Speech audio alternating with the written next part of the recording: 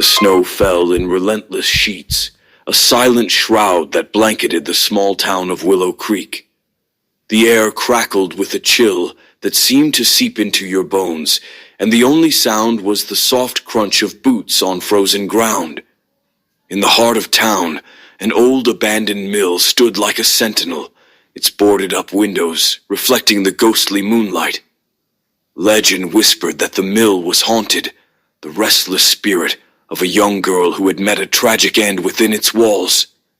Sarah, a curious teenager, was drawn to the mill, its eerie allure promising a thrill beyond the mundane routine of her life. One dark, moonless night, she ventured into the mill's depths, her heart pounding in her chest. The air was thick with an oppressive silence, and the only sound was the creak of the old wooden floorboards beneath her feet. As she wandered deeper into the mill, the air grew colder, and a sense of unease settled over her. She could feel eyes watching her from the shadows, their gaze piercing her very soul. A chill ran down her spine as she heard a faint whisper, a voice so soft and ethereal that it could barely be distinguished from the howling wind. Sarah's heart pounded like a drum as she turned to face the source of the voice. In the dim light, she saw a figure standing in the shadows, its form elongated and distorted by the flickering moonlight. The figure's eyes were hollow, devoid of any life, and its mouth was twisted into a macabre grin. Terror gripped Sarah as she realized she was not alone. The figure slowly approached her, its footsteps echoing through the empty mill. Sarah tried to scream, but her voice was lost in the howling wind. She turned to run, but her legs felt like lead.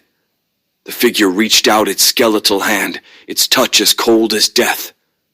Sarah felt a surge of icy terror as the hand closed around her wrist, pulling her towards the darkness. She struggled, desperately, but the figure's strength was overwhelming. Just as Sarah was about to succumb to the darkness, a light appeared in the distance, illuminating the mill's interior. The figure let go of Sarah, its form dissolving into the shadows as quickly as it had appeared. Sarah collapsed to the floor, her breath ragged and her heart pounding. She looked up to see a group of young people standing at the entrance to the mill, their faces etched with concern. They had heard Sarah's screams and had come to investigate. Sarah recounted her terrifying experience, her voice trembling. The others listened in silence, their faces pale with fear.